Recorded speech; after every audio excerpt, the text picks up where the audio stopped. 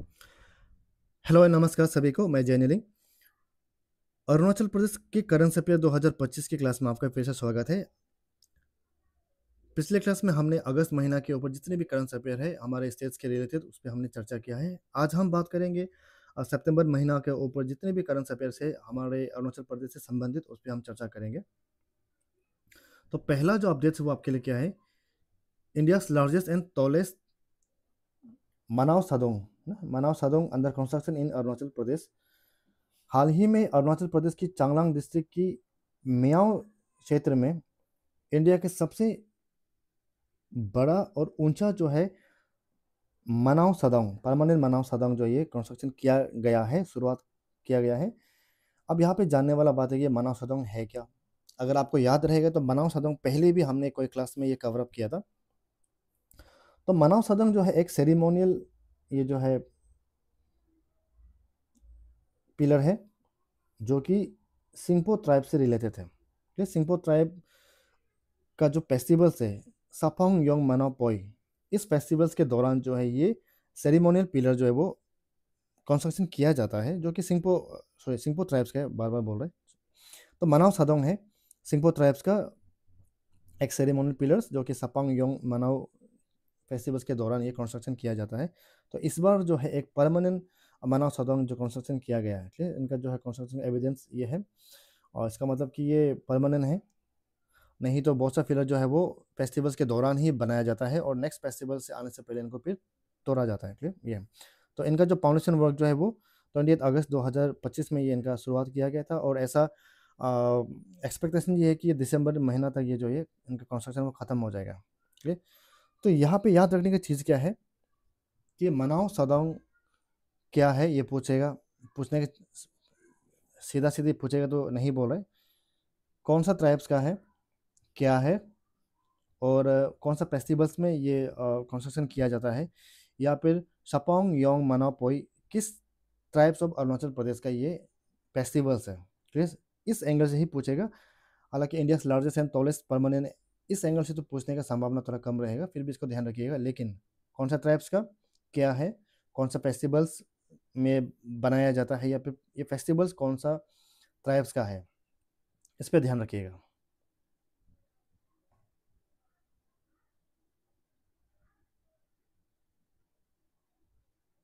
चलिए अगला क्या है,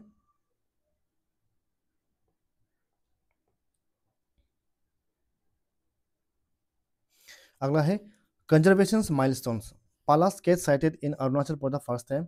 हाल ही में एक सर्वे के दौरान जो है अरुणाचल प्रदेश की वेस्ट कामेंग डिस्ट्रिक्ट और तवांग से में जो है एक पालास केस एक प्रजाति है जानवर, ये जो है कैप्चर किया गया था पहली बार अरुणाचल प्रदेश में। जो कि इनका जो है सर्वे जो है पिछले साल से ही शुरू हो गया था। तो इनका जो एरिया जहाँ पे ये पाया गया था वो है 2000 स्क्वायर किलोमीटर का और इनका एल्टीट्यूड जो है almost 5000 metre above sea level है। यहाँ पे ये स्क्वायर किलोमीटर एरिया और ये मीटर्स ना हाइट्स का ये ज़रूरत नहीं है। ज़रूरत ये है कि कौन सा प्रजाति है पालास कहते हैं, जिनको ऑक्टोकोलबस मैनुअल्स भी कहते हैं, इनका साइंटिफिक नाम दिया गया है, जो कि पहली बार अरुणाचल में खोजा गया था। और इनके अलावा इससे पहले ये सिक्किम, भूटान और नेपाल में ये पाया गया था, ठीक है। तो इतना ही याद रखिए कौन सा जानवर है, कहाँ खोजा गया था, कौन सा डिस्ट्रिक्ट में, ये ध्यान रखिएगा। इसके अलावा आई थिंक आपको एग्जाम में आने का कोई एंगल तो नहीं होना चाहिए। चलिए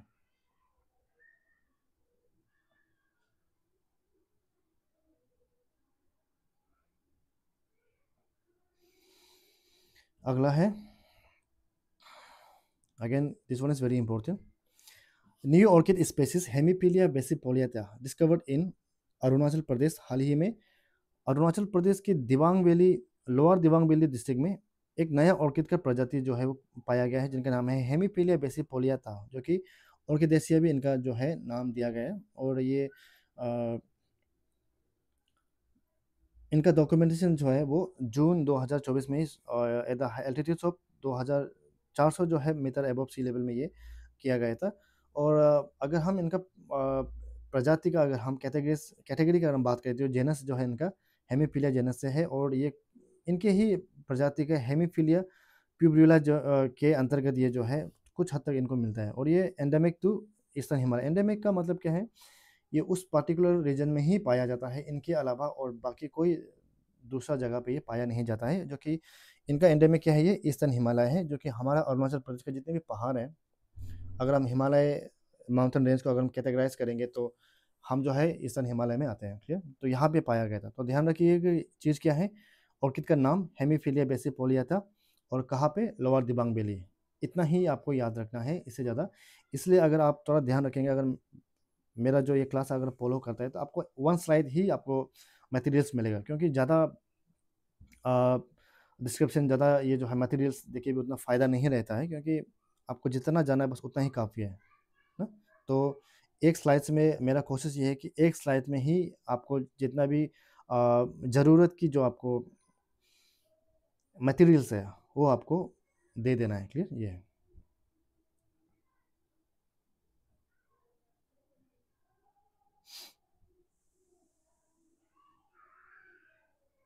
चलिए अगला क्या है,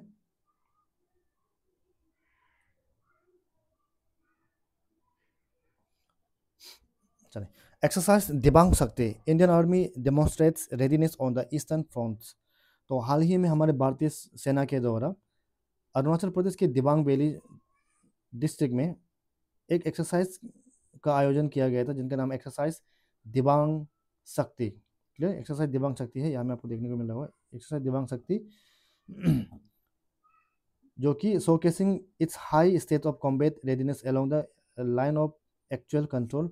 अगर किसी कारण से हमारे पड़ोसी देश के साथ, चाइना के साथ, अगर किसी तरह से वार हो जाएगा, तो उस समय में जो रेडीनेस ना, रेडी के लिए, तैयारी के लिए जो है, ये एक एक्सरसाइज का प्रैक्टिस किया गया था, कंडक्ट किया, जिनका नाम है एक्सरसाइज दिबांग शक्ति। और ये किया गया था आर्मी स्पेयर कॉर्प्स, जो इनका एक ट्रूप्स है, aim to evaluate the operational preparedness of troops under some of the most challenging terrains and climatic conditions in the eastern Himalaya. तो जैसे कि हमारा ईस्टर्न हिमालय सेक्शन है, तो इस टोपोग्राफी के, इस लैंड फॉर्म्स, जो भी हमारे यहाँ में जो टेरेन्स हैं, इस चैलेंजिंग टेरेन में किस तरह से अगर फ्यूचर में अगर कभी हमारे साथ कॉम्बैट हो गया ना, या कभी वॉर हो गया, तो कैसे हम वो तैयार करेंगे, कैसे इसमें हम ढालेंगे। तो इस अंदाज से, जो इस नज़रिए से जो है ये एक्सरसाइज किया गया था, जिसका नाम है एक्सरसाइज दिबांग शक्ति। क्लियर, हालांकि दिबांग बोल के एक तो है नहीं, आपको दिबांग का एक दो आपको जो है डिस्ट्रिक्ट मिलेगा, इसलिए कन्फ्यूजन ये हुआ कि कौन सा दिबांग है, लोअर दिबांग है या फिर ये जो है दिबांग वैली, या फिर अपर जो है अपर दिबांग वैली ये है। तो इसको ध्यान रखिएगा, ये पूछने का संभावना तो ज़्यादा रहेगा। क्लियर,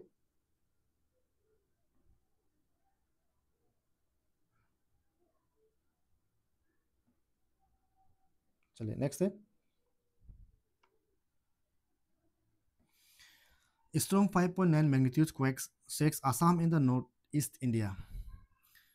तो हाल ही में पूर्वोत्तर क्षेत्र में, हमारा नॉर्थ ईस्टर्न रीजन्स में जो है, एक 5.9 मैग्नीट्यूड्स का एक अर्थक्वेक महसूस किया गया है, जिनका जो है एपिसेंटर कहाँ पे, वो आसाम का उदलगुरी डिस्ट्रिक्ट में ये इनका एपिसेंटर मिला है। यहाँ पे जो है ओरिजिन हुआ है, अराउंड जो है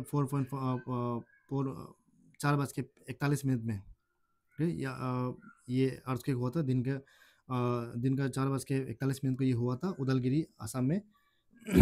और इसके कारण से पूरा नॉर्थ ईस्टर्न रीजन में, साथ साथ में आसपास के जो पड़ोसी देश है, भूटान, बांग्लादेश, नेपाल में भी ये महसूस किया गया था। अगर हम नॉर्थ ईस्टर्न रीजन की बात करें, तो अरुणाचल प्रदेश, मेघालय, नागालैंड और मणिपुर में भी ये इनका अर्थक्वेक को ये जो है महसूस किया गया है। तो यहाँ पे आपको देखने को मिला हो ना, नीचे में ये रीजन है।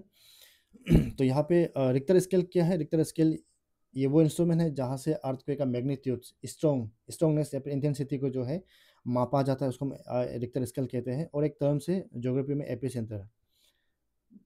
देखिए, अर्थक्वेक में दो इंपॉर्टेंट टर्म्स को याद रखना ज़रूरी है, एक है नीचे, एक है ऊपर सरफेस में। अर्थक्वेक जहाँ से ओरिजिन होता है, जहाँ पे ये पैदा होता है, उस पॉइंट को हम लोग कहते हैं फोकस, जिसको हाइपोसेंटर भी कहते हैं, हाइपोसेंटर भी कहते हैं, और दूसरा फोकस। तो अर्थक्वेक जो भी ओरिजिन होता है वो ऐसे कॉन्सेंट्रिक सर्कल में वेव जो है ना वो फैलता है। पहला वेव जो सरफेस पे जहाँ पे स्ट्राइक करता है उस सेक्शन को बोला जाता है एपिसेंटर। Clear, epicentre.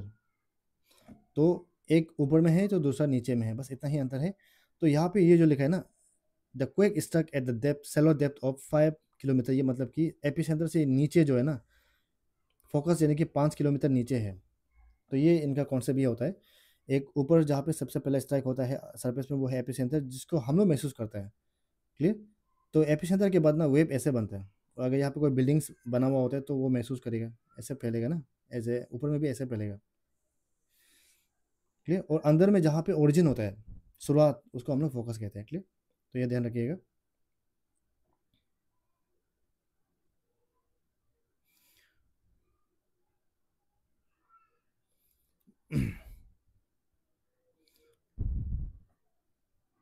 चलिए, नेक्स्ट क्या है?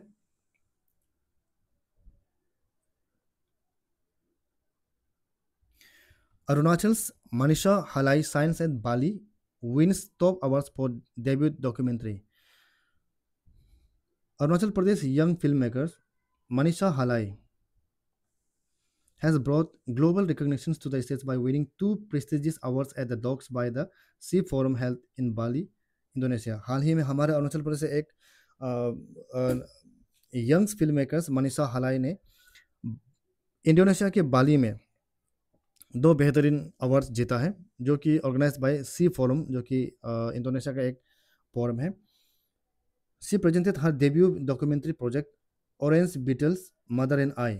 ये ध्यान रखिए, ये आपको एग्जाम के लिए काफ़ी इंपॉर्टेंट हो सकता है। ये किसके, ये डॉक्यूमेंट्री जो है प्रोजेक्ट किसके द्वारा ये बनाया गया था? मनीषा हलाई ये है। और ऑर्गेनाइज एनुअली डॉक्स बाय सी, सी बोल के एक कंपनी है। इस कंपनी एक फोरम है, इंडिया लीडिंग डॉक्यूमेंट्री फोरम है। क्लियर। इनके द्वारा जो है मनीषा हलाई को ये अवार्ड से नवाजा गया है। क्लियर। जो कि ये लोहित डिस्ट्रिक्ट से ये बिलोंग करता है, जो वक्रो से बिलोंग करता है, लोहित डिस्ट्रिक्ट में है ये। तो ध्यान रखने की चीज़ क्या है, इन हाल ही में जो है किन को जो है इंडोनेशिया के बाली में जो है प्रेस्टिजियस अवार्ड मिला गया था। क्लियर। इनका जो है डॉक्यूमेंट्री फिल्म जो है प्रोजेक्ट जो है orange beetles mother and I. Clear. तो ये तीन चार चीज़ आपको याद रखिए। हमारे अरुणाचल से संबंधित ऐसा जो है ना डॉक्यूमेंट्री बुक्स फिल्म आजकल ये पूछा जाता है, तो उसको ध्यान रखिएगा। तो हमारे लिए काफ़ी गर्व की बात है कि हमारे स्टेट से बाहर जो है, स्टेट नहीं बल्कि देश, अगर देश के बाउंड्री से अगर बाहर जा रहा है तो ये हमारे पूरे देश के लिए गर्व की बात है, और हमारा स्टेट्स के लिए। चलिए आगे बढ़ते हैं।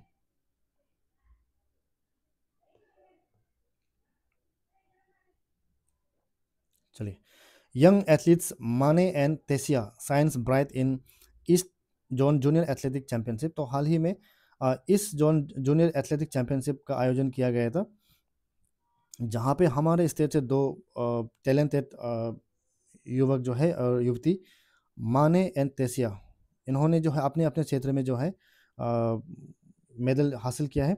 माने excelled in middle distance running, और तेसिया जो है आपका स्प्रिंट इवेंट, जो कि एक दौड़ का एक जो है इवेंट्स है, एक कैटेगरी है। इन्होंने एथलेटिक चैंपियनशिप में, जो कि हाल ही जगह east zone junior athletic championship में ये इनको ये उपाधि ये हासिल किया गया था। क्लियर। टॉप मेडल इनको ये हासिल किया गया था। ये यानो माने हैं एंड रोहन तेसिया, नाम भी याद रखिएगा। इनको जो है हाल ही में east zone junior athletic championship में ये टॉप मेडल ये हासिल किया गया था। क्लियर, इसको ध्यान रखिएगा। एग्जामों में अक्सर जो है ना स्पोर्ट्स से रिलेटेड पूछा जाता है। क्लियर। जिनको स्पोर्ट में रुचि है वो तो अक्सर याद रहता है, लेकिन जिसको होता है ना, कुछ लोग स्पोर्ट में उनका नॉलेज कम होता है, तो वो अक्सर लास्ट मिनट में देखता है। अगर लास्ट मिनट में देखता है भी तो वो उसमें बुरी बात नहीं है। अगर टाइम निकाल के 4-5 दिन अगर आप स्पोर्ट्स पे देख लेंगे तो वो काम चल जाता है। लेकिन जिनको स्पोर्ट में रुचि है वो उसको फॉलो करते हैं, तो परमानेंट उसके दिमाग में वो छप जाता है। ठीक। चलिए, नेक्स्ट है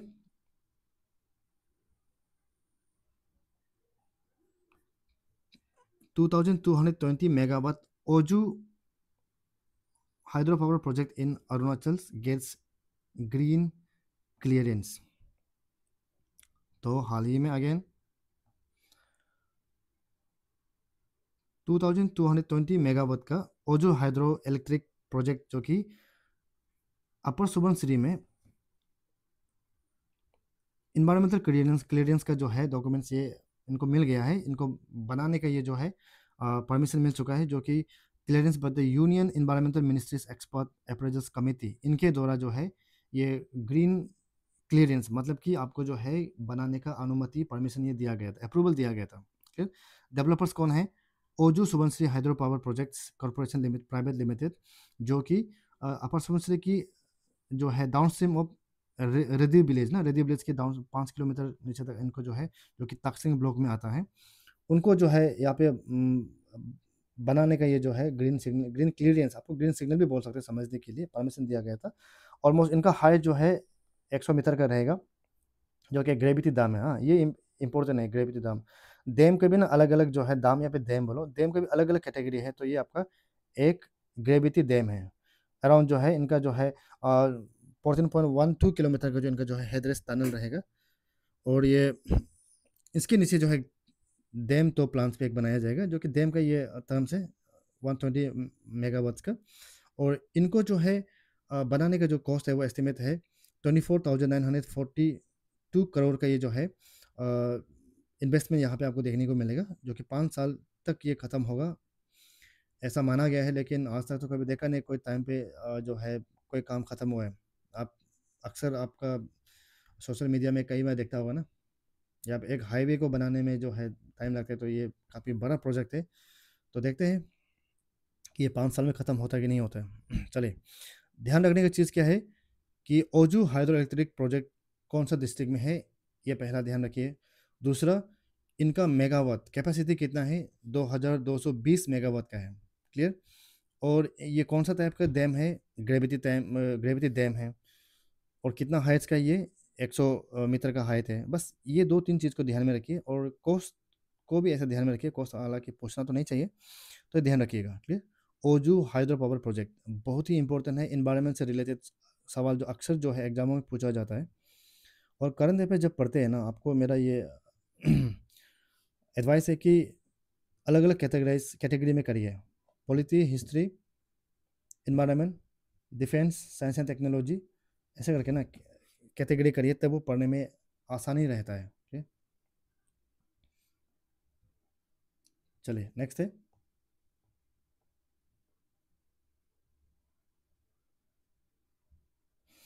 स्कोदा auto India entering Arunachal Pradesh. स्कोदा एक जो है व्हीकल्स, मोटर व्हीकल्स का एक काफ़ी बड़ा नामचीन ये ब्रांड है स्कोदा। जिनको गाड़ियों में, कार में रुचि है, उनको पता होगा कि स्कोदा है क्या। तो हाल ही में इनका एंट्री जो है ना अपना प्रदेश अरुणाचल प्रदेश में ये हो गया है। और इनका जो सेंटर, जो डीलर जो रहेगा वो ईटानगर में रहेगा। The dealership is a full function dealership operated in partnership with के क्यूब मोटर्स। के क्यूब मोटर के साथ ये पार्टनरशिप रहेगा स्कोदा ऑटो इंडिया का जो है हमारे प्रदेश में। क्लियर? तो स्कोदा जो है आपको यहाँ पे बस इतना ध्यान रखिए कि कौन सा ये जो है व्हीकल्स का जो कंपनी जो है ना, ब्रांड जो है वो हाल ही में अरुणाचल में पहली बार इनका जो है एंट्री हुआ है। क्लियर? तो डीलरशिप जो कि ईटानगर में ही रहेगा। और जितने भी जो गाड़ी का शौकीन होता है, जो लेने का लायक होता है, हमको पता है कि वो डेफिनेटली वो लेगा, क्योंकि हमारा अरुणाचल प्रदेश लगता है गरीब, लेकिन जब गाड़ियों के मामले में होता है ना, काफ़ी एडवांस होता है। कि अभी आया ये जो है एडवर्टाइज हुआ नहीं, और वो नेक्स्ट दिन आपको अरुणाचल और नाहरलगुन के बीच में ट्रैफिक में आपको दिखाई देगा। ठीक है? जो हाल ही में जो है बहुत जल्दी, हाल ही में बहुत जल्दी स्कोडा का जो है गाड़ी भी हमारे सड़कों में दौड़ता हुआ देखने को मिलेगा। लेकिन ये डिपेंड करता है कि कब तक चलेगा, क्योंकि रोड का हालात काफ़ी जो है बुरी हालत में है। नेशनल हाईवे है ना, नाम का नेशनल हाईवे। चलिए, इनका कुछ नाम है, कुछ मॉडल्स का गाड़ी का। वो कौन सा है?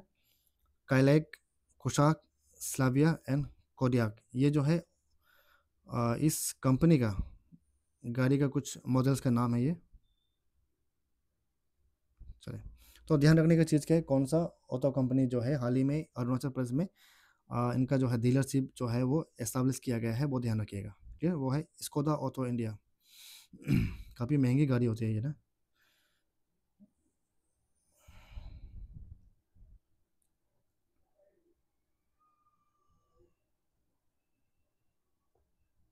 चलिए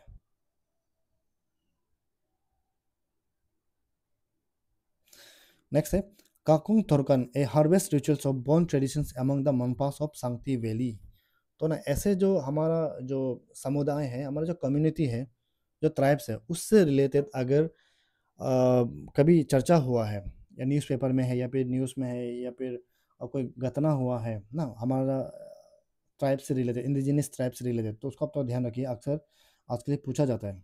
तो हाल ही में जो है काकुंग तोरकन इस ए बॉन डेराइव हार्वेस्ट रिचुअल्स है जो कि मोनपा ट्राइब के द्वारा संगती वैली रीजन्स में ये मनाया जाता है, where offerings are made to local spirits for prosperity, protections and continued fertility of the land. यानी कि कुछ हद तक ये एग्रीकल्चर से रिलेटेड ऑफरिंग सेरेमनी है, रिचुअल्स है, जो कि मोनफा ट्राइब के द्वारा जो है वो ये मनाया जाता है, जो कि it's represent the blending of indigenous Bon tradition and Tibetan Buddhisms. जो इंडिजिनस मोनपा के अंदर जो बोन ट्रेडिशन है, साथ साथ में जो तिब्बतन बुद्धिज्म्स है, इन दोनों का एक मिश्रण है। इनको जो है काकुंग थोरकन के द्वारा ये तो काकुंग तोरकन ये रिचुअल्स वो मनाया जाता है। देखिए हमको पूरा नेट जानने के बाद प्रॉपर रिचुअल्स का पिक्चर मिला नहीं है, लेकिन ये जो आपको पिक्चर देखने को मिल रहा है ये हालांकि वो रिचुअल्स तो नहीं है, लेकिन कुछ हद तक से उससे रिलेटेड है, तो ये पिक्चर डाला हुआ है। अदर कि वो रिचुअल्स नहीं है, ये उस रिचुअल्स के दौरान ये किया जाता है। क्लियर। तो हालांकि आपको बस इतना ही याद रखना है, जो कि कहाँ कहाँ प्रैक्टिस किया जाता है, ये सांगती वैली वेस्ट कामेंग डिस्ट्रिक्ट में ये किया जाता है। क्लियर, बस इतना ही ध्यान रखिए। काकुंग तोरकन एक हार्वेस्टिंग रिचुअल्स है, जो बोन ट्रेडिशन मोनपा ट्राइब के अंदर ही ये सांगती वैली में ये किया जाता है। बस इतना ही आपको ध्यान रखना है। करकुंग थोरकन, काकुंग थोरकन, मोनफा, बोन ट्रेडिशन एंड सांगती वैली, बस इतना ही आपको ध्यान रखना है। क्लियर।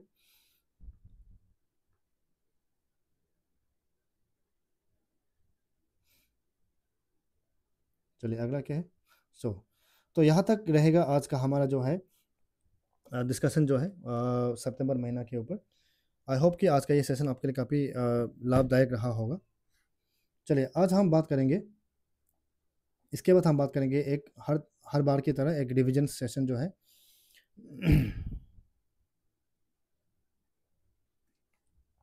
चलिए रिवीजन सेशन में पहला क्वेश्चन क्या है।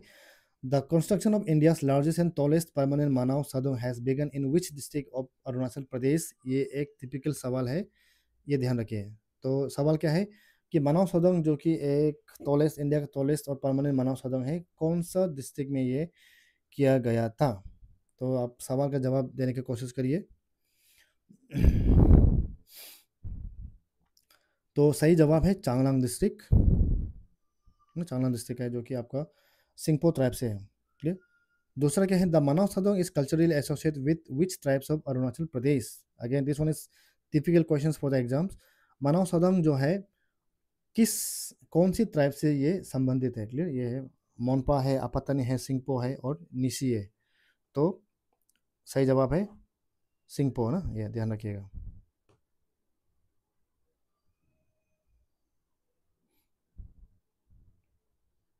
नेक्स्ट क्या है, चलिए। Which animals has recently recorded for the first time in Arunachal Pradesh. Red panda, ये पलावा नहीं है, ये पाला स्केट है, गलती से आपका जो है टाइपिंग एरर हो गया। पाला केट से स्लो मोरिस और ए ना, तो सही जवाब क्या है वो पाला केट से।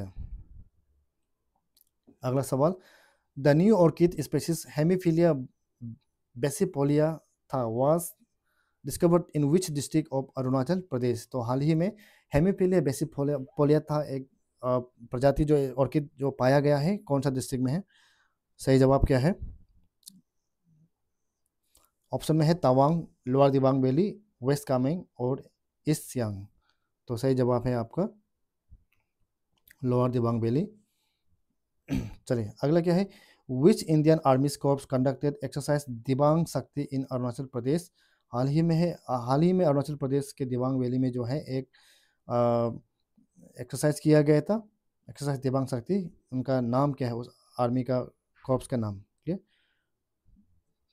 2 corps, 3 corps, 4 corps and 6 corps. तो सही जवाब क्या है आपका? 3 कॉर्प्स, स्पेयर कॉर्प्स ना, ये है। तो आपका सही जवाब है।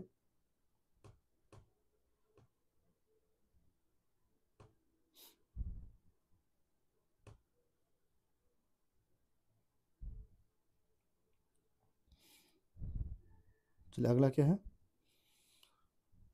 The exercise Dibang Shakti was conducted in which strategic valley of Arunachal Pradesh?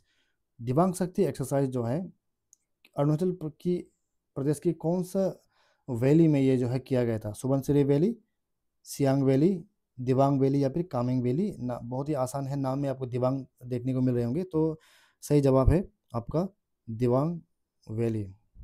Clear? चलिए नेक्स्ट सवाल क्या है? The epicentre of the 5.9 magnitude earthquake that shook northeast India was located in, this one is very important, आपको एग्जाम के लिए बहुत important है ये। हाल ही में नॉर्थ ईस्ट में एक 5.9 मैग्नीट्यूड का अर्थक्वेक ओकर हुआ था। कौन से रीजन्स में हुआ था नॉर्थ ईस्ट का? वो ऑप्शन में है तवांग जो कि अरुणाचल प्रदेश में है, उदलगुरी असम, गैंगटॉक सिक्किम, वेस्ट कामेंग अगेन अरुणाचल प्रदेश। तो सही जवाब है आपका उदलगुरी असम। क्लियर?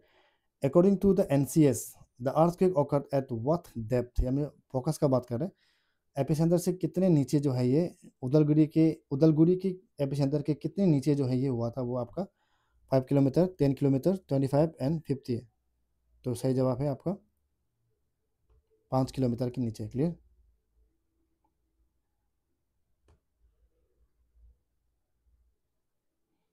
चलिए नेक्स्ट है आपका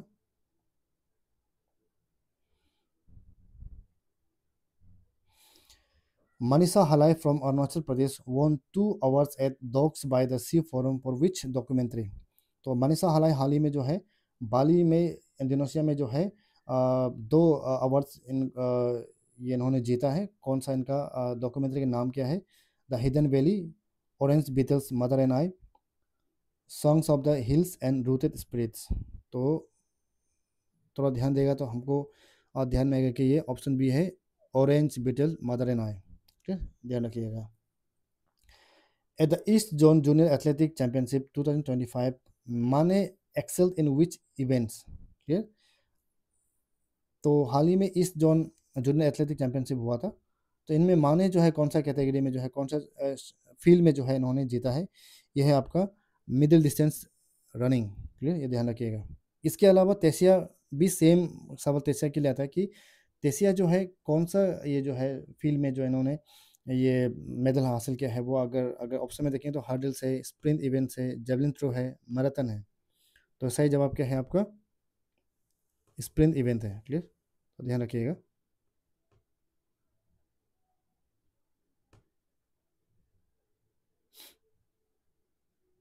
चलिए ये बहुत इंपॉर्टेंट है ना। The Oju hydro power project in Arunachal Pradesh has install capacity of, कितना कैपेसिटी का है जो हाल ही में ओजू हाइड्रो पावर प्रोजेक्ट जो अरुणाचल प्रदेश में ये अभी रिसेंटली इनको ग्रीन क्लियरेंस मिल गया था? कितना पावर का ये मेगावाट का है? ऑप्शन में 1500 मेगावाट, 2220 मेगावाट, 2500 मेगावाट, 3000 मेगावाट। तो सही जवाब क्या है? 2220 मेगावाट का आपको ये कैपेसिटी देखने को मिलेगा। क्लियर? चलिए नेक्स्ट है the Oju project is being developed in which district of Arunachal Pradesh? ये एकदम टिपिकल सवाल है। ये सवाल ऐसा सवाल पूछा जाता है कि Oju hydro power project Arunachal Pradesh के किस जिले में ये जो है बनाया जाएगा? Lower Subansiri, upper Subansiri, west Kameng और पापुम पारे? तो सही जवाब है आपका upper Subansiri. Clear? Again, Skoda auto India open it first dealership in Arunachal Pradesh in which city? City बोल के बहुत बड़ा उपाधि दे दिया लग रहा है, सिटी ना। चलिए कोई बात नहीं, चलो हमारा ये सब ऑप्शन में सिटी लग रहा है। ऑप्शन में क्या है? तवांग, रोइंग, ईटानगर एंड ज़ीरो। तो सवाल काफ़ी आसान है। सही जवाब है आपका ईटानगर। क्लियर ये है।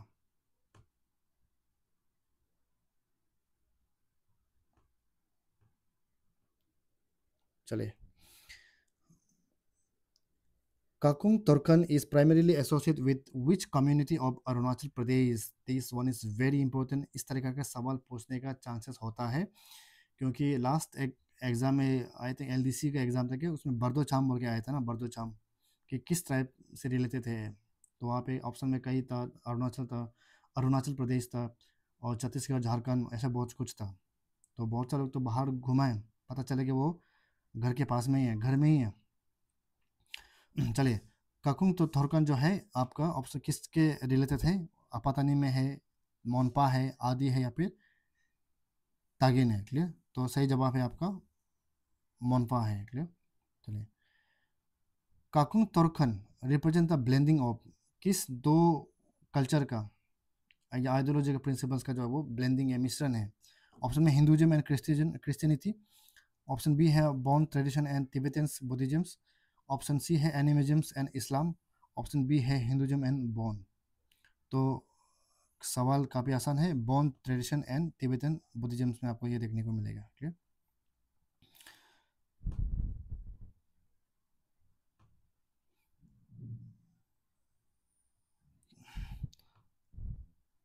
तो यहाँ तक रहेगा आज का सेशन जो है। एक पूरा स्लाइड वाइज डिस्कशन के साथ साथ आपको एक रिविजन्स का ऑलमोस्ट 16 क्वेश्चंस आपको हमने डिस्कस करवाया है आज। इनके अलावा आपको कई इम्पोर्टेंस जो फैक्ट है, जैसे कि अर्थ से रिलेटेड ना, एपिसेंटर फोकस, वो भी जानना बहुत ज़रूरी है।